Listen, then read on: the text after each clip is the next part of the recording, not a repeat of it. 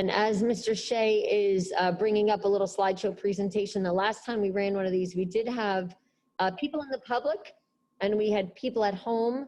Tonight, we don't have anybody in the public so far. Just homers. Yep, just people at home, which is good. It's the new normal, right? Is to zoom into a meeting. And you will be able to type into the chat and be really interactive with us at one point in this workshop. It probably won't take as long as it did last time because we had so many people here generate a lot of conversation. So, Mr. Shea, whenever you are ready to, there we go.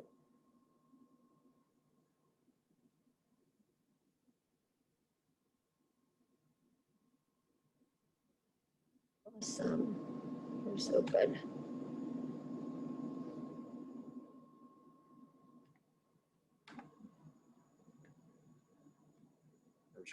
All right. All right, good. So hello, everybody at home. I would normally welcome people from the audience as well, but we don't have anybody in the public tonight. You know, I am here. I'm Karen Davino, Superintendent of Schools. I'm here with Dr. Mckay, Assistant Superintendent. This is something that we talked about with the Board of Education probably around budget time, I think, maybe February, March.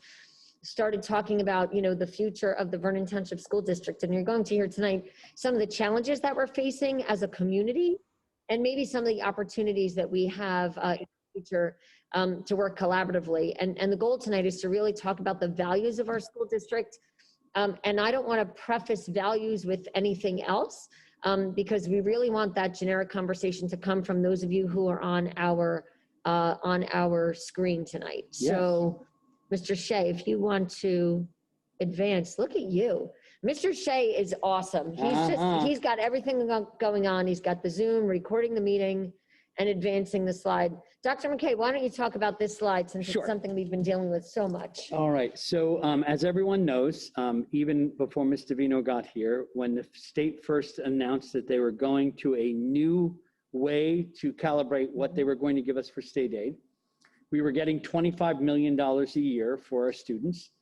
And that is cut basically in 6 years to 14.5 million. So we're dealing with that kind of cut over 6 years, and we're dead center in the middle of it. You came in and realized what we had to do. So what we've tried to do is make sure that we were fair with our folks. And the only way to do that was with retirements. We have seen people regretfully leave the profession, retire, and we've wished them the best. But then we've tried not to replace them. Now that doesn't always happen. We know that. We get tight with our schedule or specials. We need a certain person or we have to do it. But the truth of the matter is we've tried to, in the last couple of years, especially the last 3 years, save money through basically what is 80% of our budget. 80% of our budget is salaries and benefits. So when people retire, we tend not to replace them. But we're now at the stage where that's going to be pretty difficult to do in future years. Right. So, I mean, one of the challenging things about the retire not replace also is that, just like you said, sometimes you do have to replace people, right? Because it's a certain program. However, you know, when we look at retire not replace, eventually we're going to be seeing increased class size, which is a challenge. We're also looking at losing experts, right? People that have been in the field for a long time. And by not being able to hire new people, it doesn't allow us to bring fresh ideas into the district from like colleges and universities, maybe people that are coming out with really some tech savvy skills, things that we really need right now during the pandemic. So, you know, the retire not replace has been a necessary action for us to decrease the total number of staff, because like Dr. Mckay said, our faculty and staff, you know, benefits and salaries is about 80% of our budget. And that makes it a really difficult challenge for us to balance that budget every year. And as you can see, you know, we've actually done a lot of transfers so that we can make the pieces of the puzzle fit. That's really important. And we closed the Walnut Ridge School this year. Most of you at home know that. I know there's only a few people on the call, but this is being recorded. So if people take a look at it later, closing the Walnut Ridge School, by the way, was something we talked about in the fall. It started and we talked about it, I think September, October, December, January, February, March. We talked about it almost every board meeting. I did put it out in a superintendent's report. And I know a lot of people said, why can't we open it with social distancing and with, you know, COVID-19? One of the challenges we face is that we need people to staff that building, right? That's exactly right. So the idea of spacing it out doesn't help us when we're talking about staffing. So just Right. picture a classroom of 25 and dividing that in half and then spacing it out. While the students would then have 5 days of school, we would have to hire another teacher. Right. Well, you multiply that by all of our staff, Sure. you're talking about doubling the amount of money that we spend on folks. So the truth of the matter was, it was never a possibility to begin with. And this is really all part of our financial roadmap, Yes, right? it is. So Mr. Shea, could you advance to the next slide for us? Thank you. So again, here's something that we really need to be cognizant of. COVID-19 could create larger deficit. I mean, I think everybody knows that the way that the funding works in New Jersey is that the state aid is based on income tax and sales tax. With so many New Jersey residents out of work, this is a huge problem. I will say we did have some good news today. Good news today. Yes. Yes. Every time the governor says he's going to release state aid numbers, in the office, we all panic. It's like we lose our breath. Today, we found out that we don't have any further cuts going into this year. However, I'm worried about this year, but I'm more worried about next year, right? Don't you agree, Chuck? This year, budget-wise, the big concern, of course, is COVID and making sure that we're prepared. There's a couple of pieces that we had to do, which cost us a little bit of money. But the truth of the matter is, we were set. This budget was set. Steve and Karen did a great job with this, and we were ready to go. But next year is a concern. Yeah, I agree. I think that there's going to be ramifications or echoes down the hallway, if you will, about all of these economic pieces that we have to put together, and there'll probably be further cuts. So I would anticipate further cuts for the 2021-22 school year. Yep, I agree. We could go to the next slide. Good. So, for most of the people on the call, because we know many of them, although we don't know everybody on the call, we talk about revenues versus costs. And it's something that we were talking about just a few minutes ago, right? The revenues, we are funded in part by state aid, right? We are also funded by our local tax levy. Absolutely. And the costs are things like salaries and benefits. And there are other things too, like supplies, facilities, energy, snow removal. Before I got here, we had 14 snow days, right? We had one of the most horrible winters ever. Yes, we did. did. The first winter I was here, we didn't have as treacherous a year as far as snow went. So for the people at home, our budget does fluctuate in what we spend based on things like that. But again, salaries and benefits, 80% of our budget, it's quite substantial, right? So the challenge that we face now is as we move into pre-state aid that Dr. Mckay was talking about before, the loss of $10 million, we have to start to think about what the future actions of our district are going to be to try to preserve what we have found to be what we think is an outstanding education, right, for our taxpayers, and how we're going to preserve some of that as we move forward. So the board and Chuck and I and Mr. Kepnes work together to talk about the financial road to the future, and we're also talking about the values of the district. The board mostly talked about a comprehensive school district, right? Yes.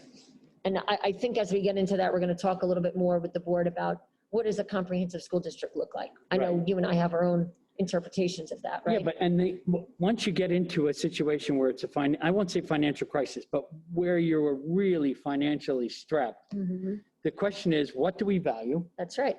And what are we keeping? And what are we regretfully letting go because we can no longer afford to do it? That's a very, very tough discussion. And that's why we have to talk about what this town values and what we're doing well and what we can improve on. I appreciate that you said what we value and what we have to cut, right? And eventually, I think as a community, we're going to need to talk about trade-offs. We're not going to talk about that this evening, but that's something that we would probably do with the Board of Education, perhaps in September, and then roll that out in town hall meetings or Zooms or whatever format people feel most comfortable with. Right. Mr. Shea, do you want to advance the next slide? And folks, it's all in an effort for us to be transparent with you. I mean, there's no sense in us saying 2 years from now, whoa, look how terrible this is. We're telling you on the horizon are these major cuts. And we want to make sure that your voices are heard about what we value and what we need to keep as we move forward. So I think, Mr. Shea, if you click the link, hopefully it works this time. Let's see. It looks like, I did, you know what? I redid it from my Google account. Oh, I did it your from Google account. No, I did it at Activate it. kdevino@vtsd.com. I opened a poll everywhere with kdevino@vtsd. It didn't work. So Let me quick try to navigate there and see see if it. All right, for the folks at home, and if Looking this to poll doesn't our work, audience. yeah, if it doesn't work, then we may ask people just to be active in the chat. The challenge with the chat is that you lose your anonymity, Yes, right? of course. And what the poll everywhere does, and of course, Mr. Shea is always trying to work magic with my mistakes. I did test this before I left my office today, but It's your account. it works. Oh, you know why? Because you're not logged in as me. I'm logged into Gmail. You're logged in as you. So it has to be under KDVino at VTSD to work? Ha, Wait a sec. Okay. I'm trying your link and we'll see. thanks. Last time we had to work around it. Of course. Oh, no, it's waiting for your account to start it. Yeah. Yeah, sorry. I don't know that I can log in from my phone, but what I will say to our people on the chat, considering we don't have that many people in our room tonight. Well, they can talk about Yeah. what we They value. can. Yeah. Yeah, so yeah. what this activity did the first time around, and we can, maybe if you want to expand the chat box so we can see people and take a little sidebar from the screen. For the people in the chat box, one of the things we talked about was we wanted to hear from you, whether you're a faculty member or a parent or a taxpayer, or you don't have kids in the school and you just happen to know about this meeting tonight. We want to know about the things that you or your children most value in our school district. And we're going to give you a few minutes to start typing things into the chat box. Like I said, unfortunately, you lose your anonymity a little bit, but we know most of the folks on the call. So the question is, what do you most value? So while you're typing, let me just give you some examples. Today I was on a phone call from the state of New Jersey, and we were talking with the person who's responsible for reviewing our Perkins grant. Right. Perkins grant, of course, is the money that we receive based on the CTE programs that we have developed, and our Perkins funds have gone way up. So we're very happy with our CTE programs, and I see one of the teachers from our CTE program, Miss Susan's here. And what she was asking us to do is to do an audit of all of our CTE programs and talk about the students that are involved in it and what the numbers look like. And she was talking about the same thing that we're talking about. Basically, the audit said, these are things that we value because we have a high population count in some of these courses and a little bit lesser count in some of the other courses.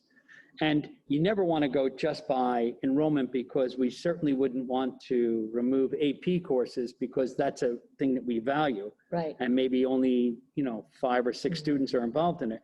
But the truth is, when we start to have audits like that, it's what do we value? What is really important to us? And one of the, you brought up AP courses. I think it's really important for people at home to understand why we value AP courses. It's not just because we're allowing students to have advanced placement courses and to take challenging, rigorous coursework in certain content areas. Right. It's also because when children are enrolled in AP courses, it actually improves the school district's rating at the state level, right? Absolutely. And that's really important for people to know. Absolutely. Anybody that's ever been on Zillow or any home site or looked at any of the data coming out of New Jersey Monthly, one of the important things is who's taking the advanced courses and how many are they taking. So that's the piece. They're not really looking as much at the scores on the AP, but how many students are taking it and how many courses are you offering? And of course, we're presently offering 22. But when we talk about comprehensive, we're also talking about CTE programs that are guaranteed to make students have certificates. Like Ms. Susan's program. And they're right to work. And they're going right to work. So what does that look like in a modern high school? And how can we support that to make that happen? And that goes for our middle school as well. I mean, we have all of these wonderful programs and we have specials that we offer. And we want to make sure that students are fully involved in those. We have clubs after school. We have activities, everything that goes on after school at the high school. All of these things, if you will, represent our values. And I'm actually going to go back and look at the values from the last time we were here because, we're not getting chats in the chat box. And that could be because people have us broadcasting and they're doing something else. I do know that we weren't together last time. Music was one of the things that came up from our parents and community. And music, the band. STEM, right, was one. Exactly. Engineering program. Devin raised the, talking about the STEM and the engineering program. I think we also talked about the sense of community. Wasn't that one of them? I'm looking for my screenshots. Absolutely. Athletics came up in the chat last time. We didn't have people in the audience, but I think on the chat we had like 37 or 38 people. We had quite an audience the last time. Right. And again, that's what people are going to say. People are going to say, I have a child in the school district, and when they come home, this is what they're excited about. That's right. And many times it's an activity that we didn't know that they would value. what we want to say is like, those are the things that we need to keep going so that when children come to school, they not only get a good comprehensive education, but they want to be here and there's engagement. I see Mr. Rogers on here. Mr. Rogers and I talk about this all the time. What brings students to school? For some, it's that academic teacher. For others, it's socialization. For others, it's after-school activities. This place can be a beehive of activity after school, and all of that is good for social development. Yeah, absolutely. You know, one of the things too that, you know, I was talking the other day about kind of that social pecking order that happens with adolescents that you don't really get anywhere else. Like in this cafeteria, you have high school seniors and high school freshmen, and there's a reason for that, because the freshmen look at the seniors and know how to behave. You know, a teacher doesn't have to say, do this, because they're looking at the behavior from a more mature young lady or young man, right? As They're opposed picking to up the immaturity. they're picking up unspoken things like watching a senior roll their eyes as they're doing something silly at the table. Yes. When you see the eye roll, you know, well, I don't think that that's impressing anyone. And you know, the same thing goes for, like you said, our after-school activities. When you have a student who's the drum major, or who is, you know, or who made all-state band, and you've got a freshman who's like, I want to aspire to that. Or a student who's the captain of the football team, who's a senior, and the freshman says, I want to be like that person, right? So that speaks to the sense of community, I think, and the engagement that you talked about. There was a compliment to Max Taylor and the marching band last time. One of the young ladies said, and I really thought that this was important, was that all the after-school band offers a myriad of leadership opportunities. Remember when she was talking about you were a leader of your section, or you were responsible for the uniforms, or you were the drum major. And I think that that's really what we're talking about, which is, what do we value? We value that social experience that children have, which we've been missing. We have been. And, you know, on the leadership, and then if we don't get anything, you know, from the chat, you know, we can move forward. But on the leadership piece, I see Mr. Mckay here, who obviously is heavily involved with our robotics program.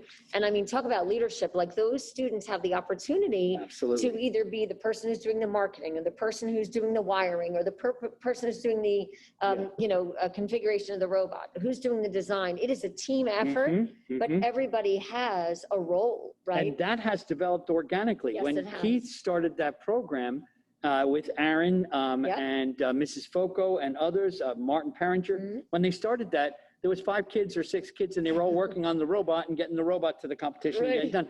Now they have a marketing team. They have a website. They have a website. They have a website team. Now they have giving them grants and tools and pieces of machinery because they've done such a tremendous job. Yes, clearly. And the parent involvement shows that it was a value. And that leadership, I mean, all the research I'm doing now and what I'm reading, everything points to leadership opportunities as one of the largest indicators of success for our young people. So those things are all so important as we think about, what does a comprehensive high school look like? What are the things we value? What does the engagement look like? And are there leadership opportunities through all these experiences for our kids? It's really important. And think what that means to a young woman in STEM. Yes. Oh, my goodness. I mean, absolutely. my goodness gracious, when you see the young women in STEM working with the robotics or working in a coding class, et Ms. cetera. Shep this year took students to the Women in STEM conference. She takes them, I think, every year, and they come back with these amazing experiences. So again, and you know, an underrepresented field, but it happens for so many. You know, and the purpose for the folks at home was that, and we're replicating some of the conversation that we had last time, because we want to honor the voices that happened at our last town hall meeting. I'm just seeing in the chat, art and music came up last time. Yes, Jen, you're right. We do love robotics. And Mr. Catania, just like lack of participants. Great job and effort by all of you. Thank you, Joe. You know, we really are doing this to try to engage the community in conversation. I know everybody just wants to talk about COVID, but if we were having a COVID open house, I don't know that there'd be anything else to say, because we've talked about COVID. We've said it all. Since March. Said it all. We're worried about everybody. We're literally worried about everyone. You know, yes, and our children, our teachers, our institutions, our leaders. Just imagine being a new superintendent and dealing with all this. So the world is on her shoulders. So I don't know if you want to check the next slide. I'm not sure what's left after that. We'll certainly go back to the chat and see what else we have. So this was part of the activity. We're not going to do it. Obviously, we had charts all over the wall and we still have them. And there was a quote from Forbes in 2019, if your culture were a person, how would you describe its personality? Basically what we asked people to do was to take these topic areas like STEM or music and to expand on what the responses were. So if it was science, what is science, what about science do students and parents value? So we started to have little webs off of all of these things that were around the room, and we still have them from our last town hall meeting. We weren't planning on doing another one because we did have a few, but we'll see. Maybe we'll see if we can, people can always email us if they have ideas or thoughts. We're always willing to hear from folks in the public, right? Yeah. Although that's a really fine question. I mean, you came into this community, so you have a different view maybe than I do. Yeah. If our culture was a person. Yep. How would you describe its with a personality. So what would you say as a longtime person? What would I say as a new person? Right. Okay. So I would say that about this community's personality, or if I was describing a person, I would say that the first thing is active. This is an active community, and I mean that in a pretty complimentary sense. There's 70 square miles. Yep. So there's a real chance that we could be an isolated community in which we don't talk to each other, and that's not the case. So there's social media where everyone's talking to each other, but also events like pancake breakfast. Oh my goodness. I would say that the culture of the high school is the culture for the community, only because people gather here. And the t-shirts and the sweatshirts but I'm serious about this. When I was in high school, that was in the 70s, we did not have that kind of cultural connection. You didn't have that kind of promotion of, you wore your sports uniform, but you didn't have that kind of cultural promotion. So I think that the culture is promoted by these very active people who are very active and involved in their children's education. I think we see that as children start to graduate and parents sometimes no longer have the role that they had because this place was so central to what, so I would say one of the major personality pieces of our community is active, being active. Considering how remote we can be or could be, I would say it's active. And I would say the other thing is there are definitely programs that bring this place together that are valued by people. So theater, music, sports, that definitely, this robotics team, those type of things bring people together. And then the other thing is, I think that this community could be isolated in another way, which is and yet because of the teaching staff, they get the kids out there. So they're constantly motivating.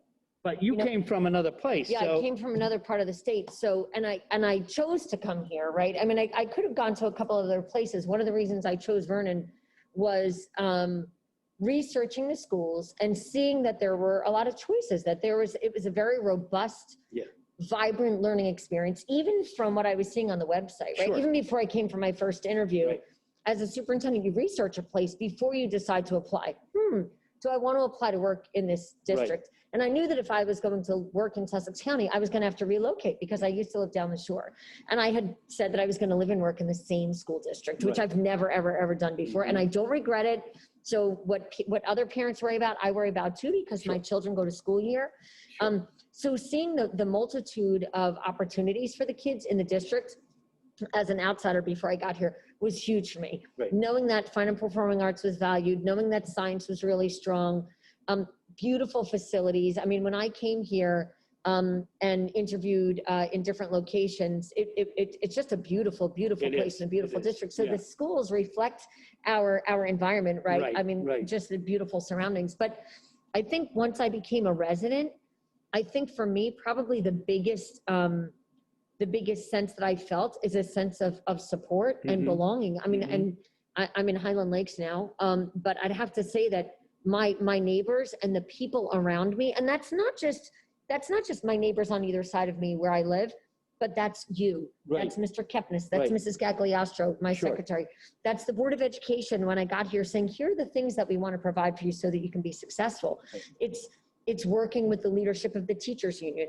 It's the sense of community Right. that I feel is a Right. huge value of this district, which reflects what you said about active, right? I mean, Yeah. mine is that sense of everybody finds a way to come together. We fight like brothers and sisters sometimes, Sure. right? That's the active part. But Right. in the end, we find a resolution Yeah. to find something that, that works for everybody. But right? I think that has to be tended to, right? I mean, agree. it's not like Sure. something that you can just accept and ignore. That's right. There are veteran communities, older communities where there's so many traditions and it's so tradition bound. Right. I wouldn't say that about Vernon. I Yeah. do know that we have our traditions, but I would also say that there always seems to be somebody trying something new Yeah. or doing something new. It's exciting, right? The Yeah. innovation's exciting. Yeah. Yeah. The progressivity is exciting Yeah. too. And like you You know? said, when you look at our campus, whether it's at the high school or some of the other buildings on Samus Road, Mhm. and the fall and Oh, the it's leaves just and amazing. it really is a beautiful It place. is. Yeah. So, and we are seeing an influx of new people, We are. right? So everywhere Yeah. we're seeing an influx of new people. Mhm. Houses are selling. Mhm. I think that it's because people can now work remotely, and why not live in a beautiful place and work remotely? And I think this is a national trend. I don't think I it's think going so, too. away. Yeah. I think People are leaving the cities. yes, I think it's going to Yeah. play large Yeah, in the in next a couple of community years. like Yeah, I Vernon. do. Yeah. Our numbers are right about where they were last year, and that's with a smaller kindergarten class. And the only reason I think our kindergarten Yeah. class They're is waiting, small right? is Yeah. parents are waiting Yeah, a I year, agree. Yeah. give those little guys a gap year, if you will. Well, it's difficult enough for parents, right, to send their 5-year-old to Of kindergarten, right? course, We all know what course. that's like. So Of then course. amidst all this, right? Right. But if those numbers were up, our numbers would be, if those numbers were about where they normally are, Right. our numbers would be better than they've been. So all of that is positive. It is We tend to positive. talk a lot about the budget cuts because it's Right. always on our mind, Right. or COVID because it's Oh, it's a it's pandemic, global, it's the it's kill, just you know, crazy. it's just a terrible thing Yeah. that's happening all around us.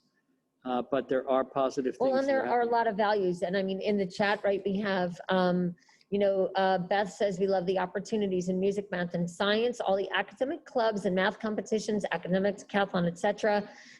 Jen Pellet, who's on the board, says, my son's here with me. I wonder which one, and wants to mention that he went to school open house, was really glad to see how many different types of things are available, something for everyone. So choices, which ironically is one of the things I said It's as a well, really, Jen. So it's a really great Yeah. value. Yeah. it is a great value Yeah. because the something for everyone is, Right. we have to figure out, how do we maintain that, right, moving That's it. forward? That's How do we it. maintain the something for everyone? How do we maintain the comprehensive high school or the comprehensive school district? Right. Because I do think that means something for everyone, right? Right. So we have to really purposefully plan, I think, in the next 6 months, in the next 2 years. And try to we keep have, that we have value. talked about sunsetting programs Yeah. and maybe with a new influx of people and those values and choices are important, Mm. maybe we try to save as much as As we many can. as we That- can. Yeah, Yeah, it's, it'd be great if we could, yep, for sure. yep. So choices, well done. Choice is actually very, very Yes, important. it's either Jacob or Josh. I'm Yep. not sure. Yep. We can, let's see if we have one more slide. Yep, and I think these were just our, Dates. Mhm. yep, other dates. I mean, we actually changed this one. It was supposed to be August 11th. We moved it to tonight.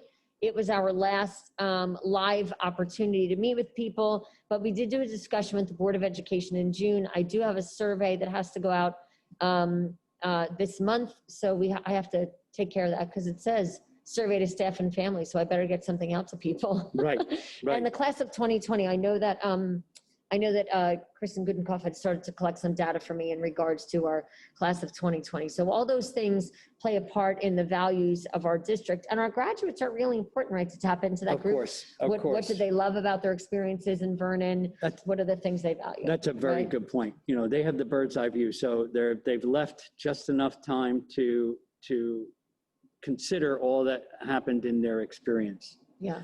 While Yeah. we're talking about that, we have to congratulate both the eighth graders and their wonderful ceremony, and Ms. Very nice Gebhardt work. and Dr. Kosick for all their hard work with that ceremony. And then the two high school Yep, graduations. They were- Dr. Anderson. Dr. and Mrs. Anderson. Van Norton and Mr. Demsek. Yeah, and all did the a job. great job with that. It was a beautiful night. Yes, it It was was. better than what Than it any usually is June like in nights. I June. know. And very lucky. they did a beautiful job. So kudos to the community because Live they were able to come graduations, together like we and get a promised. live graduation in. yep. So once again, an active community that Mhm.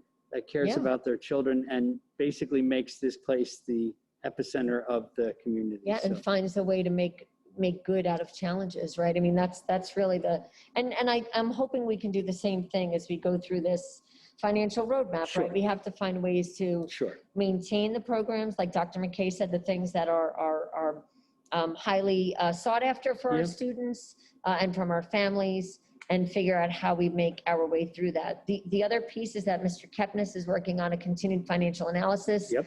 of the Taxpayer's Guide to Spending, which is put out by the Department of Education. Sure. Just to take a look at, are there other places we can be fiscally more cautious, right? And maybe spend a little bit less money that doesn't impact student programs. So we want our community to know that we are looking at as many other things as we can before we take a look at programs. Absolutely. Right? Absolutely. And we've been working hand in glove with our mayor, Mayor Burrell. Yep. Congratulations on all, I mean, he was posting last evening, Yeah, I saw. all that he gets out, and terrific job.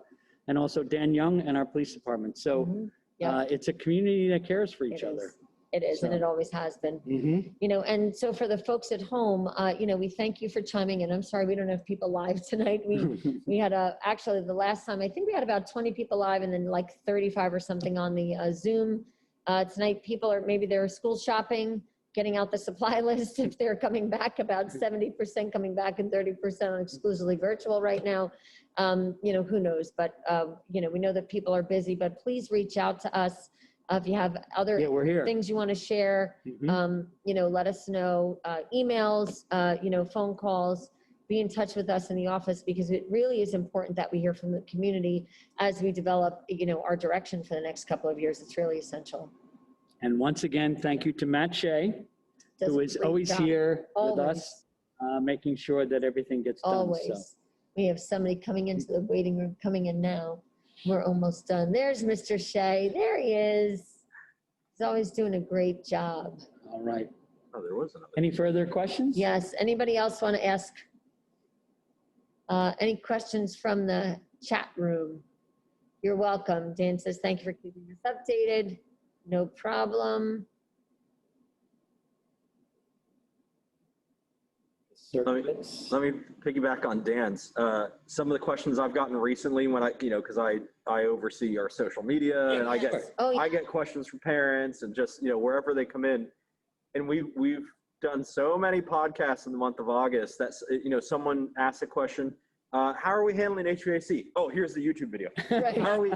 How are we handling transportation? Oh, here's the YouTube video. Like at this point, I'm not even answering them. I'm just sending them the YouTube video. Right. So they can catch up to the conversations we've had for the last 4 to 6 Right. weeks. And many times we're trying to do physical things and show people what exactly this looks like or what that looks like, because, it's hard to imagine when you're not in the biz what that is. So it does help to do videos, although Matt always tells me that mine go too long. I know, I'm always People watching are the like- clock. People tune out after a while. I don't want that to happen. People have had enough. 9 minutes, Mr. K.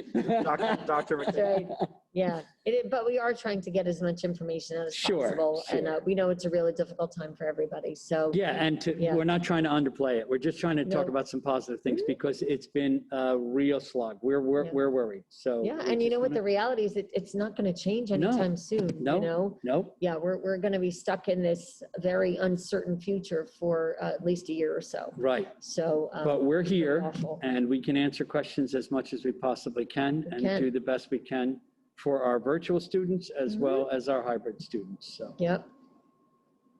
No, All right, Matthew, anything else from our folks? Nope, I think that's it, Doc. all right. Nothing from Mr. Thank you for Rice, keeping huh? us updated. Oh, As a parent, sure. I feel fully informed thanks to all the videos. Oh, that's nice. Thank you, Colleen. I was Nice. saying it was Dan because it's Dan's iPhone. Yep. Okay. All right.